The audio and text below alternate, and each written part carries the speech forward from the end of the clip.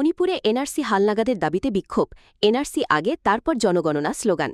সোমবার ইম্ফলে শত শত মানুষ মিছিলে অংশ নিয়ে জনগণনা শুরুর আগে অবিলম্বে NRC national register of citizens হালনাগাদের দাবি জানান। উপত্যকাভিত্তিক 14 সিএসও কাংলেইপাকের ডাকে আয়োজিত এই বিক্ষোভে অংশগ্রহণকারীরা এনআরসি হালনাগাদ না ভুলে জনগণনা নয় এবং শুধুমাত্র এনআরসি মণিপুরকে বাঁচাতে পারে সহ বিভিন্ন স্লোগান দেন। বিক্ষোভকারীদের দাবি, অবৈধ অভিবাসন ও জনমিতিগত পরিবর্তন সংক্রান্ত উদ্বেগ দূর করতে জনগণনার আগে নাগরিকদের সঠিকভাবে শনাক্ত করা জরুরি। সংগঠনের আহ্বায়ক শান্তা নাহাকপাম অভিযোগ করেন, বহুদিন ধরে দাবি জানানো হলেও মণিপুরে এনআরসি হালনাগাদের বিষয়ে কেন্দ্র এখনও কার্যকর পদক্ষেপ নেয়নি। এদিকে কেন্দ্রের গঠিত জনমিতি বিষয়ক উচ্চ ক্ষমতাসম্পন্ন কমিটিতে মণিপুরের প্রতিনিধিত্ব নিশ্চিত করারও দাবি জানানো হয়েছে।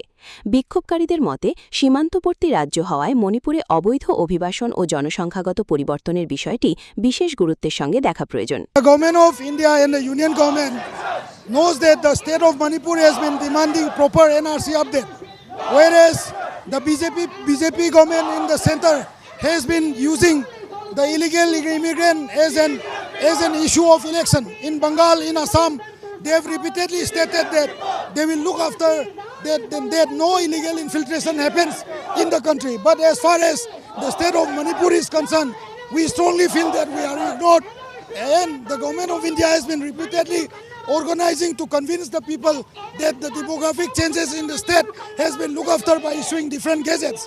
Today we'll